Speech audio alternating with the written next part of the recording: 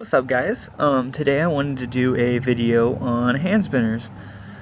Some of you may be seeing them for the first time now. They've been popular for, I want to say, close to like 6 months now. I just got into them about 4 months ago. So I just wanted to explain them to you and why I think they might be beneficial for some people. So first off, I want to ask you a question. Are you one of the people, are you one of those guys that in class gets in trouble for clicking their pen? I know I am. I remember I had this one teacher in high school.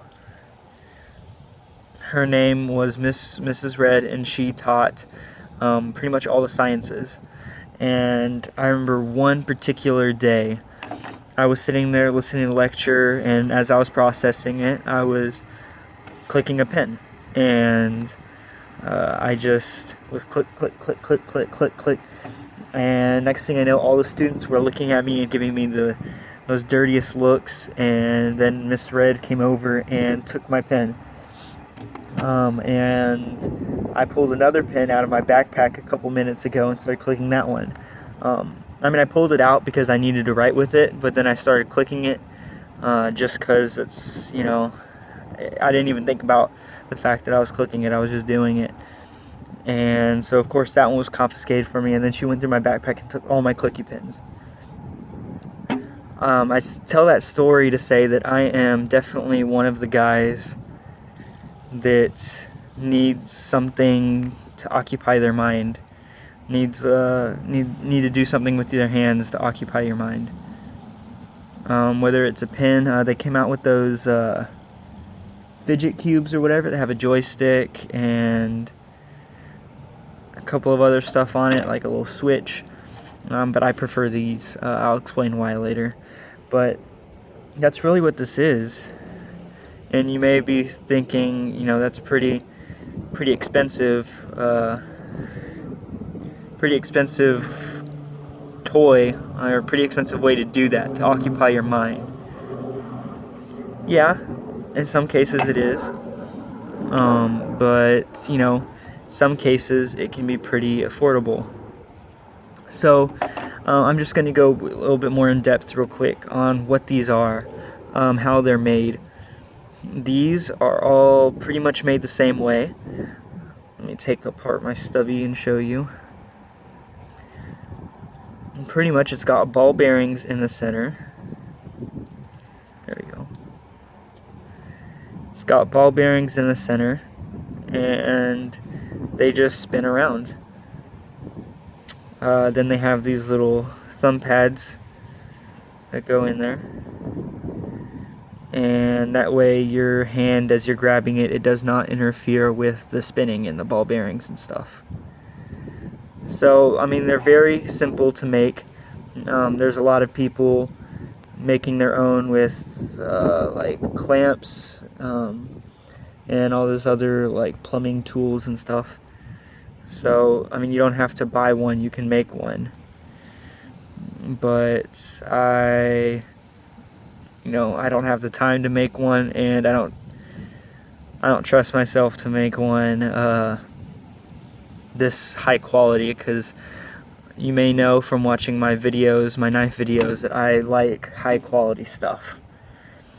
So I'm going to introduce the models to you now. This model, here, let me get these out of the way real quick. This model is the one that started it all. This one is the Torqbar, made by, oh my gosh, I forgot his name. Made by Scam Designs originally. You can look up their YouTube page. But it originally started out, this guy, he would make custom versions of these, with like tritium tubes and all types of different material, like Damascus, zirconium, all that stuff. And eventually he was unable to produce enough customs to meet the demand. They were flipping for about 6,000 on the secondary market, the custom ones. Now they're around 3,000, I think. That's the last one that I saw. Anyway, then he started to make a mid-tech version, which was still very expensive, and those were flipping for about 1,000. And then just recently, he paired up with an engineering shop and created MD Engineering. And he added a new logo. It's no longer Scam. It's an infinity symbol. Spin Forever is their logo, or their slogan, I should say. And they released 2 waves at this point of production Torqbars, solid bodies. This one was from wave 1. It was the basic, pretty much the most basic configuration. Brass. They have titanium, copper, and stainless steel, and they have 2 different finishes for all of them. They've got the standard stonewash finish, and you can see this one's developed a little bit of patina because it's brass, and I haven't cared to polish it because, you know, who cares really. Anyway, so then they have the machine finish, which sometimes, I mean, the machine finish I've seen vary. Sometimes it looks pretty highly polished, and sometimes it almost looks like a satin on, like, you know, a satin finish on a knife, but on a Torqbar. And those look pretty cool. Anyway, this is the one that started it all. He was the first one to start doing it with his customs, and it's just really a classic design in my opinion. It is almost, I want to say almost the Sabenza of the hand fidget community, because they're so precisely made. Chris Reeve, you know, he innovated and made popular the frame lock, which now is one of the most popular locks. And even though he didn't create the pocket knife, you know, he kind of made it what it is today, in my opinion. And I feel like that's what Scam or MD Engineering has done with the Torqbar.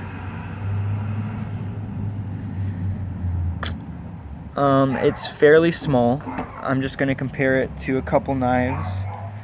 This one is the knife that I'm carrying today, the Shirogorov 95T.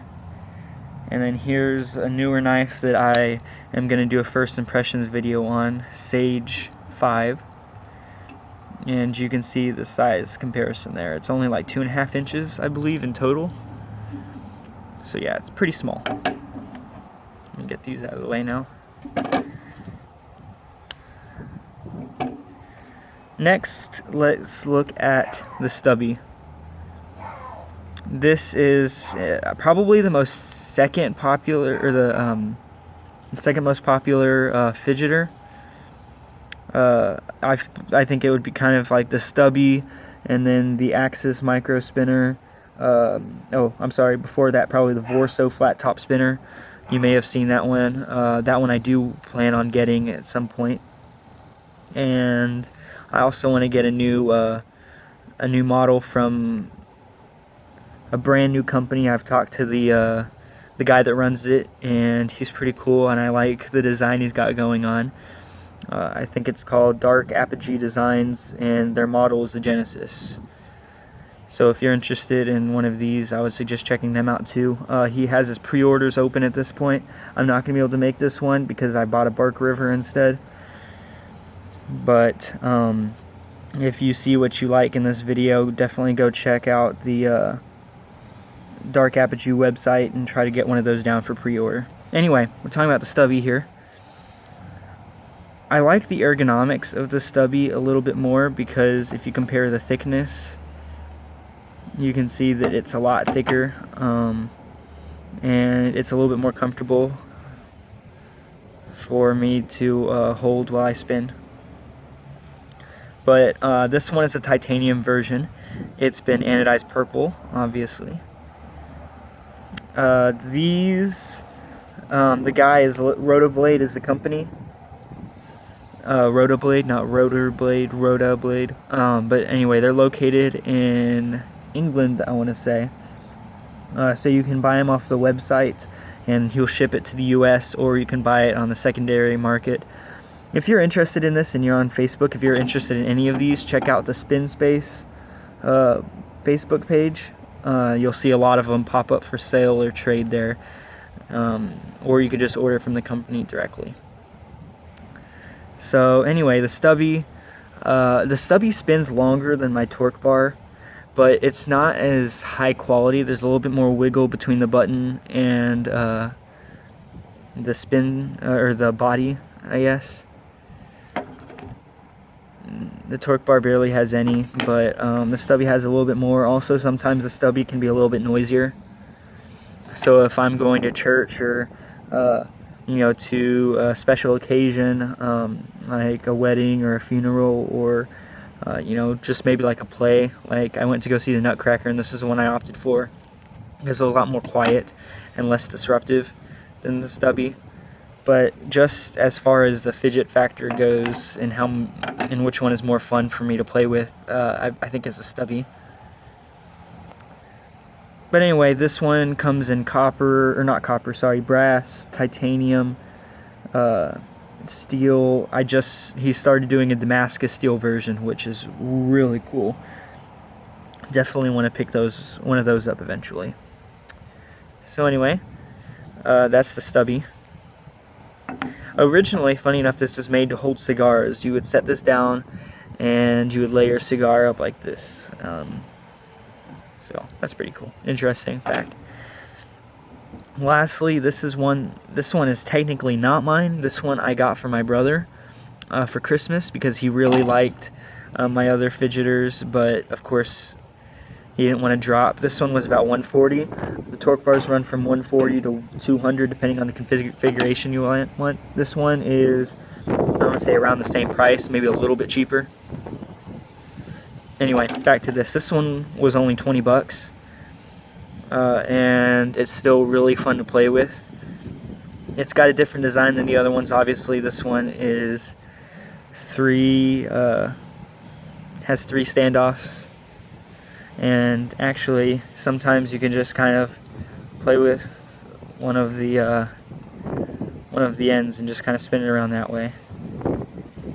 Of course, it's not nearly as fast or as fun as just grabbing the thumb pad. Anyway, this one is 3D printed, so of course it's made out of plastic. Then I don't know what type of bearings are in there. I want to say they're ceramic. I want to say whenever I bought it, it's ceramic, or they said they were ceramic. I got this one off of Etsy.com.